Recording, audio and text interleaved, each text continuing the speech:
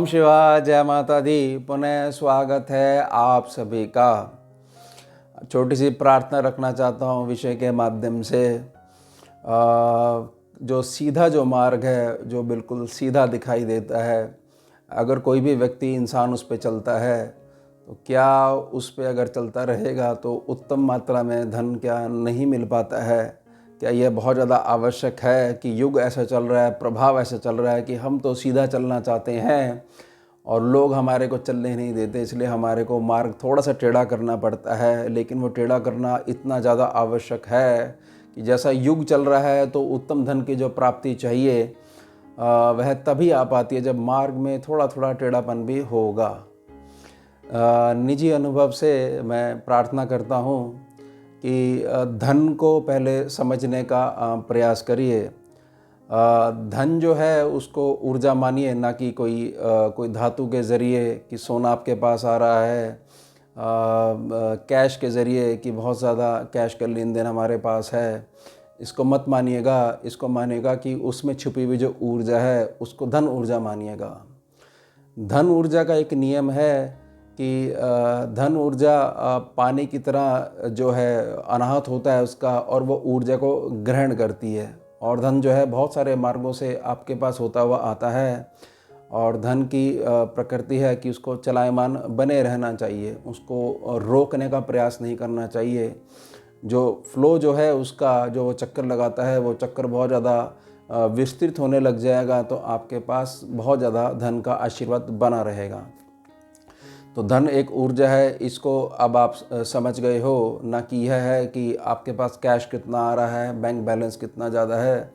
उसमें छुपी हुई ऊर्जा जो है वो क्या है। अगर आपने बिल्कुल सीधे मार्ग पर आप चले हो तो आपको लक्ष्मी जी की कृपा प्राप्त होगी, जिससे जो भी जीवन यापन के लिए आपके पास धन आएगा वह आपको समृद्धि प्रदान करके जाएगा, यानी आपको स्थिर लक्ष्मी की प्राप्ति होगी। और अगर आप ये धारणा स्वयं से बना कर रखते हो कि नहीं, मेरा अनुभव यह है कि मार्ग टेढ़ा ही करना पड़ेगा और टेढ़े में भी कोई परिभाषा नहीं है आपकी कि इतना ज़्यादा टेढ़ा करना चाहिए या इस तरीके से इस मार्ग को मोड़ना चाहिए। एक प्रकार से आपके पास एक्सक्यूज़ है कि देखिए, हम तो बहुत अच्छी प्रकृति के व्यक्ति हैं, लेकिन हमारे को दुनिया ने विवश कर दिया है इस मार्ग पर चलने के लिए।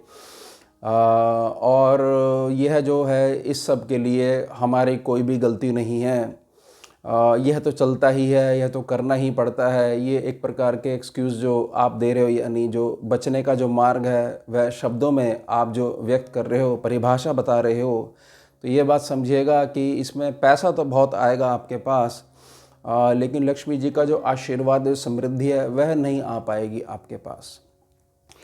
तो समझिएगा इस बात को कि यहाँ जो मार्ग बताया जा रहा है कि सीधा मार्ग और टेढ़ा मार्ग, वह सिर्फ और सिर्फ आपकी जो इनर कॉन्शियसनेस है, यानी आपकी आंतरिक जो भावना है वह उस पर ही आधारित है। आप जो भी कर्म कर रहे हो, अगर लगातार उसको ईश्वर से जोड़े रखते हो, अपने गुरु तत्व से जोड़े रखते हो, तो आपका मार्ग कभी भी गलत नहीं हो सकता, वह मार्ग सीधा ही रहेगा। और ऐसा नहीं है, ये केवल आपका भ्रम है कि सीधे मार्ग में आपको प्रचुर मात्रा में धन नहीं प्राप्त होगा और बहुत सामान्य तरीके से सूखी दाल रोटी आप खा पाओगे।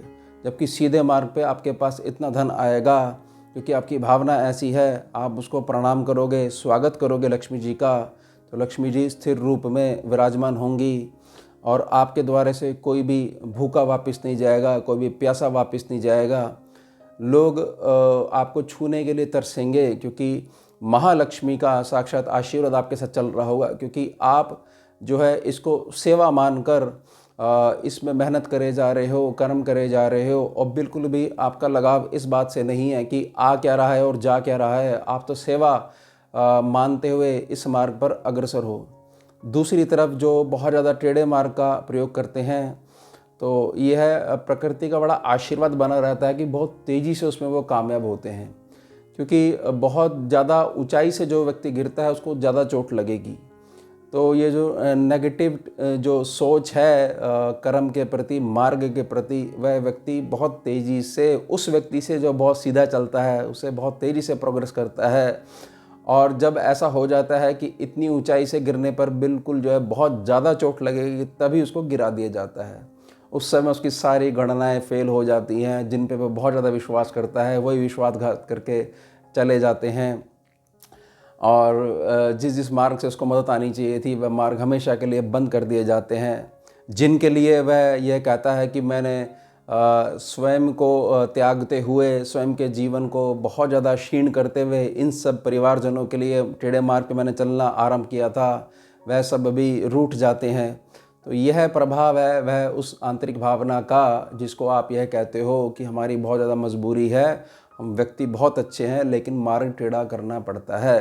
तो उस बात के लिए भी तैयार रहिएगा कि एक दिन ऐसा आएगा कि बहुत ऊंचाई पे जब आप पहुँचे होगे और एक प्रकार से आपको यह लगेगा कि जो मैं चाहता हूँ वह मैं कर सकता हूँ, क्योंकि मैं ही ईश्वर हूँ। उसी क्षण आपको वह शक्ति गिरा देगी जो संपूर्ण ब्रह्मांड को चलायमान रखती है, भले ही आप उसके अंदर विश्वास रखो या नहीं रखो। वही श्वास आपकी चलायमान रखती है। आपके पास तो इतना समय भी नहीं है कि कोई ऐसी प्रक्रिया जो है जिससे कि आपके पास इतना धन हो कि किसी के जीवन आपको खरीद सकते हो, बेच सकते हो। अभी इतने बड़े नहीं हुए हो। वह ईश्वरीय तत्व है। इसलिए प्रार्थना रहेगी कि देखिए, ये धन की जो ऊर्जा है वह पुण्यों पे आधारित बनी रहती है। तो इसलिए बात समझ लीजिए कि बहुत ज़्यादा अगर आप ग्रही उपायों के चक्रों में नहीं पड़ना चाहते हो, बहुत सारी बातें आपको समझ में नहीं आती हैं, तो कर्म पद्धति समझ लेना कि जो आप बो रहे हो वह फसल आपको ही काटनी पड़ेगी और आपको ही खानी पड़ेगी, कोई दूसरा नहीं खाएगा। उसमें ऐसा बहाना मत करिएगा कि मैंने इनके लिए बोई थी। जिसने बोई है वही काटेगा, वही खाएगा। तो बड़ी निजी प्रार्थना रहेगी कि जिनको बहुत ज़्यादा संघर्ष रहता है सीधे मार्ग पे चलने में, मैं सहमत हूँ, संघर्ष तो होगा ही होगा, तभी कुछ बन पाओगे। स्वर्ण धातु बगैर संघर्ष के कैसे बन पाओगे?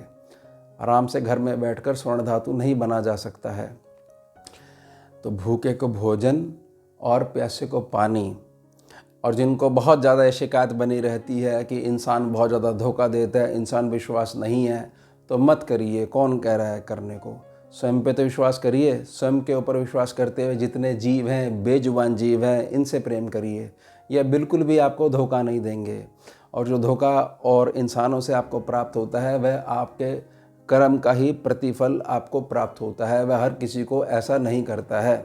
ध्यान रखिएगा इस बात को। यानी कि आपको अगर बहुत ज़्यादा लक्ष्मीवान बनना है, सीधे मार्ग पे चलना है, तो आपको स्वीकारना आना चाहिए स्वयं को भी कि हाँ, जो ये कर्म है ये मेरा ही एक हिस्सा है, अब मेरे पास नहीं आएगा तो और कहाँ जाएगा। तो प्रार्थना रहेगी, बेजुबान जीव जो हैं ये बहुत ज़्यादा आशीर्वाद देते हैं। आप इनको थोड़ा सा पानी पिलाते हो, भोजन कराते हो, तो उसके बदले ये सामने वाले से अपने प्राणों को दांव पे लगा देंगे और आपकी रक्षा कर देंगे। इतना ज़्यादा मोल समझते हैं, क्योंकि ये सब भी योनि भोग रहे हैं। ये भी आपकी तरह किसी न किसी जन्म में इंसान रहे होंगे, कोई कर्म ऐसा बना होगा, ये योनि भोग रहे हैं। तो अब तो आप नारायण रूप बन के इनका आशीर्वाद अपने साथ लेके चलिए और बिल्कुल सीधे मार्ग पे चलिए, इस बात की चिंता करे हुए कि आता क्या है और जाता क्या है।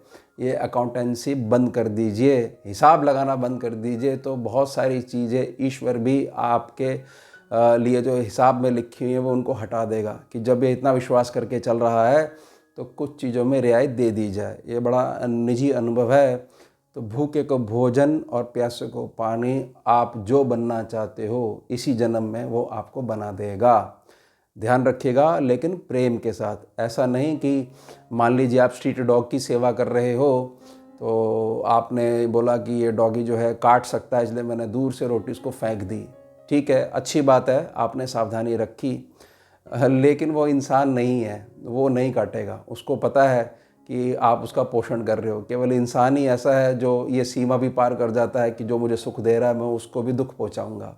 वो इंसान नहीं है। वो बहुत ज़्यादा उसका मूल्य समझेगा और बहुत ज़्यादा आपको प्रेम करेगा। तो बहुत प्रेम से उसके सर पे हाथ फेरते हुए, और इन जीवों में बड़ी खास बात प्रकृति ने दी होती है, महादेव ने दी हुई होती है कि जैसे आप इनका स्पर्श करते हो तो बहुत सारी जो स्ट्रेस की जो ऊर्जा है ये अपने अंदर खींच लेते हैं और आपको रिलीफ दे देते हैं।